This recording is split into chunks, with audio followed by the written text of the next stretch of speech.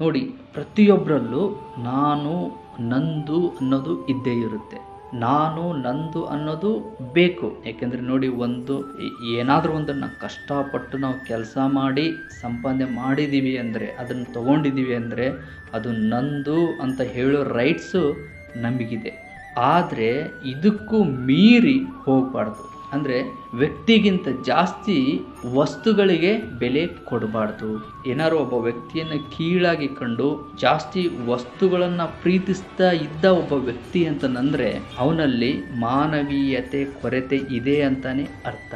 ನೀವು ಆರಾಮಾಗಿ ಕೂತ್ಕೊಂಡು ಇದ್ರ ಬಗ್ಗೆ ಸ್ವಲ್ಪ ಯೋಚನೆ ಮಾಡಿದರೆ ಆರಾಮಾಗಿ ಗೊತ್ತಾಗುತ್ತೆ, ಒಬ್ಬ ವ್ಯಕ್ತಿ ಅವನಿಗಿನ್ನ ಮತ್ತೊಬ್ಬರಿಗೋಸ್ಕರನೇ ಹೆಚ್ಚು ಕಷ್ಟಪಡ್ತಾನೆ ಅನ್ನೋದು. ನೋಡಿ, ಒಬ್ಬ ವ್ಯಕ್ತಿ ಬದುಕಬೇಕು ಅಂದರೆ, ಹಂಗೆ ಸುಮ್ಮನೆ ಸಾಮಾನ್ಯವಾಗಿ ಬದುಕಬೇಕು ಅಂದರೆ ಏನು ಬೇಕು?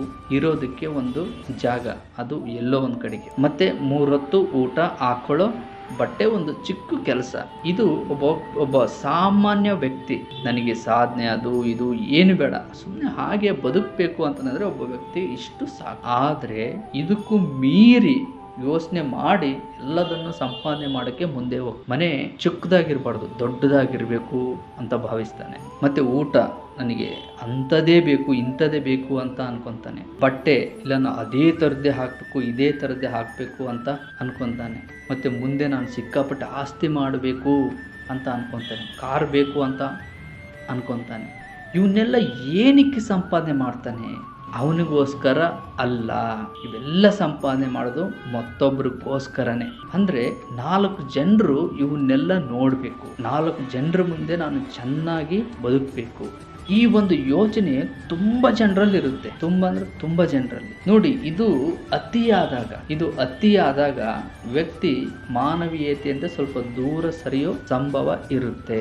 ಯಾವಾಗ ಒಬ್ಬ ವ್ಯಕ್ತಿ ವಸ್ತುಗಳಿಂದ ಮಾತ್ರ ನನ್ನ ಬೆಲೆ ಹೆಚ್ಚಾಗುತ್ತೆ ಅಂತ ಭಾವಿಸ್ತಾನೋ, ಆಗ ವ್ಯಕ್ತಿಗಳಿಗಿಂತ ಜಾಸ್ತಿ ವಸ್ತುಗಳನ್ನ ಪ್ರೀತಿಸೋಕೆ ಶುರು ಮಾಡ್ತಾನೆ.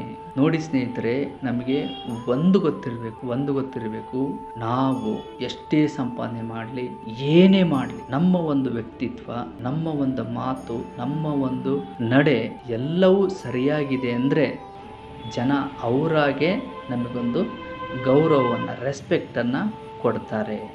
ಯಾವಾಗ ನಾವು ವ್ಯಕ್ತಿಗಿಂತ ವಸ್ತುಗಳಿಗೆ ಇಂಪಾರ್ಟೆನ್ಸ್ ಎಲ್ಲ ಕೊಡ್ತೀವೋ ಅವಾಗ ನಮಗೆ ಒಂದು ಗೊತ್ತಿರಬೇಕು, ನೋಡಿ, ನಾವು ಏನೇ ಸಂಪಾದನೆ ಮಾಡಿದರೂ ಅವು ಶಾಶ್ವತ ಅಲ್ಲ. ಇದು ಎಲ್ಲರೂ ಒಪ್ಪುವಂಥ ಸತ್ಯ.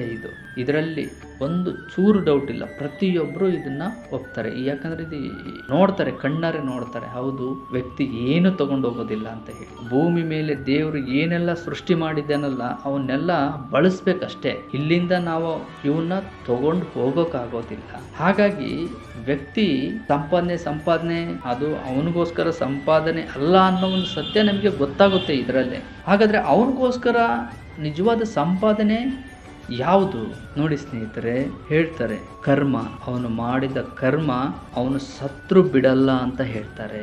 ಹಾಗಾಗಿ ನಾವು ಮಾಡೋ ಕೆಲಸ ಯಾವಾಗಲೂ ಶುದ್ಧವಾಗಿರಬೇಕು, ಒಳ್ಳೆ ಕೆಲಸಗಳಾಗಿರಬೇಕು. ನೋಡಿ, ಇವಾಗ ನಮ್ಮ ಹತ್ರ ಸಿಕ್ಕಾಪಟ್ಟೆ ದುಡ್ಡಿದೆ, ನಾವು ಅದನ್ನು 4 ಜನರ ಮುಂದೆ ತೋರಿಸ್ಕೊಂಡು ಸುಮ್ಮನೆ ಓಡಾಡ್ತಾ ಇದ್ದರೆ ಏನು ಪ್ರಯೋಜನ ಹೇಳಿ?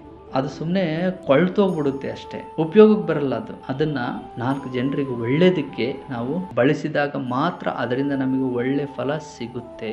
ಹಾಗಾಗಿ ವಸ್ತುಗಳನ್ನು ಸಂಪಾದನೆ ಮಾಡಬೇಕು ಬೇಡ ಅನ್ನಲ್ಲ, ಅದರ ಜೊತೆಗೆ ಒಳ್ಳೆ ಕರ್ಮಗಳನ್ನು ಮಾಡಬೇಕಾಗುತ್ತೆ. ಇದು ವ್ಯಕ್ತಿಯಲ್ಲಿ ಶಾಶ್ವತವಾಗಿ ಉಳಿಯುವಂಥದ್ದು.